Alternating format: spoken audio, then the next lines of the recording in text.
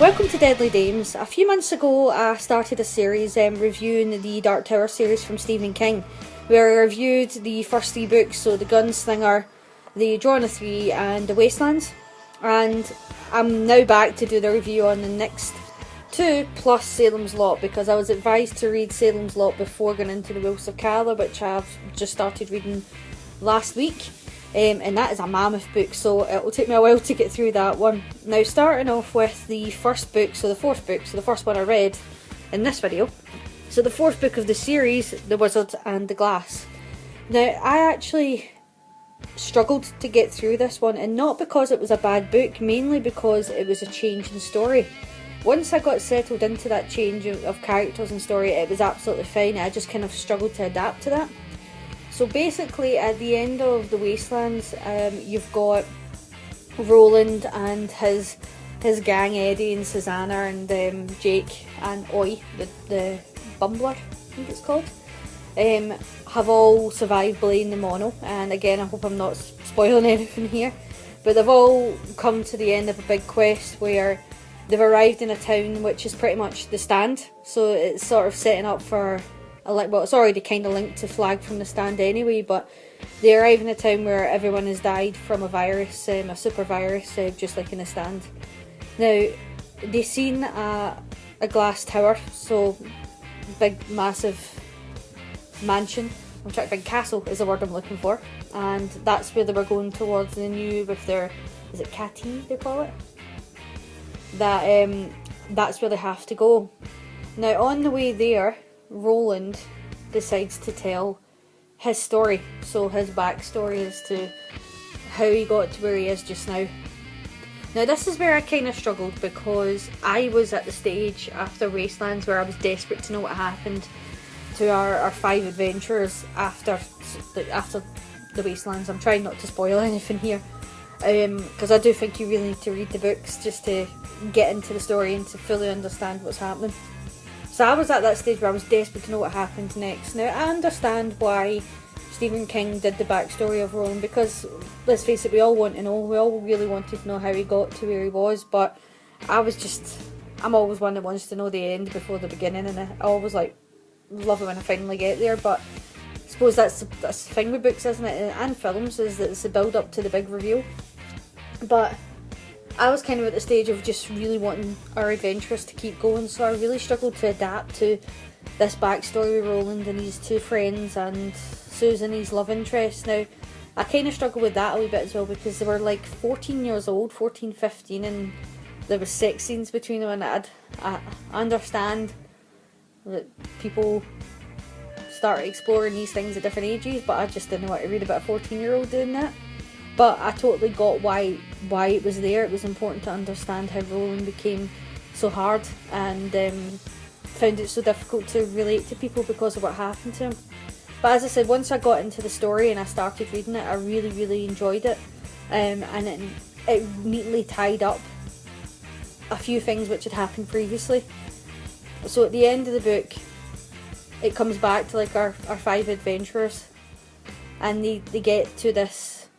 It's not a castle, I can't remember what it's called, but basically a castle, and they basically face off against Randall Flagg or Merlin or Martin or whatever you want to call him, because he's all of these characters, basically a bad guy, and they travel the light of the glass, because all of these glasses have different magical powers, and that's where it kind of ends off, because they know that a thunderclap is coming, which is like a mega storm, which is going to kill everything in its path. And I was desperate to read the next book. Now, I had been told that you don't actually have to read The Wind Through the Keyhole before going on to The Wolves of Calla, because it is, again, it's backstories of Roland's adventures. But I decided against that and thought, I'm just going to read it. I bought the box in one of those big, like the book set in a big box, and that's the order it was in, so I decided just to read it that way. So after The Wizard and the Glass, and as I will admit, this is one I have struggled to read the most. As you can see, I have destroyed the book by carrying it back and forward to work and things so much. But I always think that's a sign of a good book when it's tattered, because you can see it's been well read. But I did enjoy it when I got to the end. The ending paid off for the journey to get there. So, as I said, I did decide to read The Wind Through the Keyhole and read it in the order that it came in the book box. That's a hard word to say. Again, this is 2 backstories, so what this ties up from The Wizarding Glass is that you see them hiding from this thunderclap that's come, this megastorm, and Roland decides to tell some stories again. So it's basically a story within a story. So he tells a story about him and his friend who go to face off against a skinwalker, so basically like a werewolf, but he can turn into multiple animals. And in that story he befriends a young boy, and to calm down the young boy he then tells him another story about another young boy who goes on an adventure to help his mum. And I loved that because they were both, I especially liked The Wind Through the Keyhole story about the boy going to help his mum and he meets Merlin, because I like adventure stories like that, and it just had although there was a lot of bad things that happened, it had a feel good factor to it. But yeah, I actually really enjoyed The Wind Through the Keyhole. I enjoyed both the backstories, and I think it brought a lot more to the character Roland and really developed on it. So when I finished this in a week, I flew through, that's a hard word to say, a hard sentence to get out, this book in a week, because I really, really enjoyed it. But then what I did is I went to Salem's Lot. Now, this is a book you can see has been well read. This is Claire's old book. She's read Salem's Lot multiple times, and she's had this book for a very, very long time. And you can tell when you see the state of it that it is an extremely well-read book. It was a complete change in pace, but I'll be honest with you, it was actually nice to have a little break. Because sometimes when you're reading a book series, it's nice to have that anticipation of waiting for the next one in the saga or in the storyline to come out. Like, just now I'm desperate for Clive Barker to finish the last 2 books of Abarat. I'm desperate to read the end of that.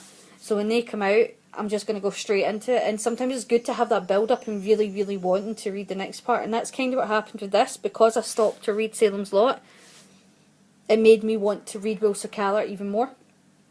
I loved Salem's Lot. Again, I read this book in a week. It didn't take very long. I think it was maybe just over a week actually, because I had a couple of days where we just didn't have time to do anything, never mind read a book. And there was a couple of things that I thought about Salem's Lot though, that Claire and I had a proper discussion about this. Like, if you were a vampire really, why would you go to like a small town in the middle of nowhere? Because by the time you've turned all the people in the town, you've no food source left. It doesn't really make sense. You think you would go to like a city and just keep feeding off of travellers, but I suppose that's what I liked about this book as well, is that it was a small town, so everybody knew each other, everybody knew each other's business. No one could really go missing without somebody noticing, and that's kind of what I liked about it. What I found most difficult about it, and this isn't really a bad thing as such, because I totally understood why Stephen King did it. There's quite a lot of characters in this that he touches on, and the reason for it is to show you that it is a whole town and it's everybody in the town, so it's not just a select few, it's the babies, it's the drunks, it's the old people, it's literally everybody. It doesn't matter what walk of life you're in, they're all being affected by this, would you describe it as a vampire outbreak, but they're all being affected by it. So that's why he introduces you to so many characters. But there was a stage in this where I actually couldn't remember a character that we were talking about, and not talking about, but a character I was reading about. And it took me a while, maybe 4 or 5 pages in, to go, oh right, I remember who this is.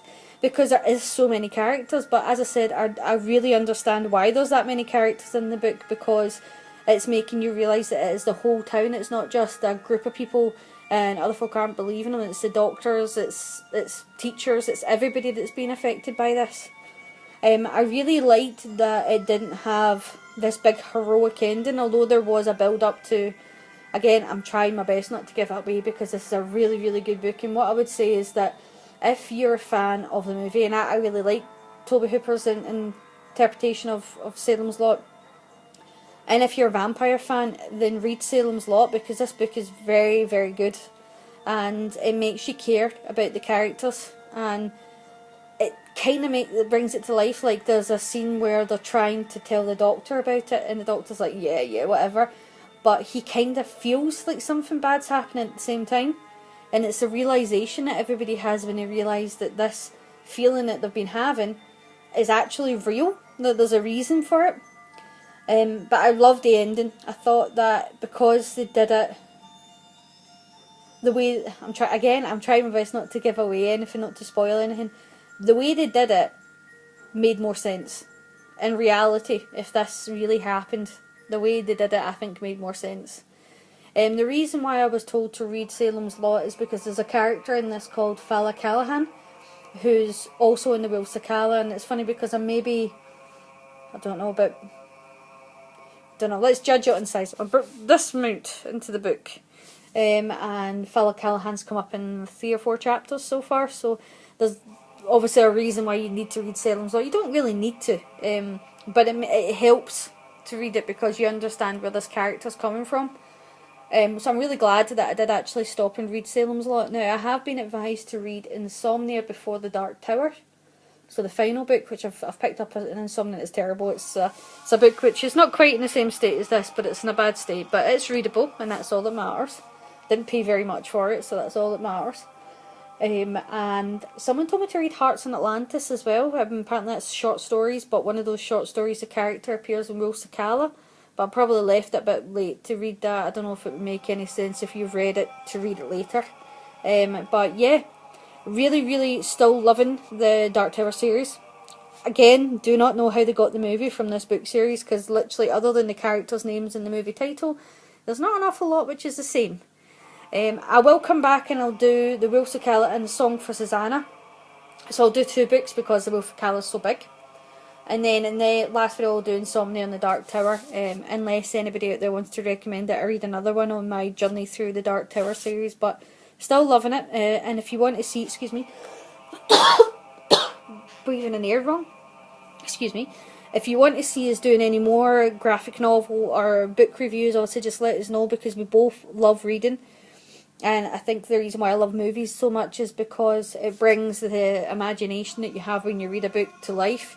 But then you also get really annoyed when it brings it to life in a way you don't want it. But I really do enjoy reading books and graphic novels. And if you want us to talk about any of them, obviously just let us know. As always, thank you for watching. Please like and subscribe and take care.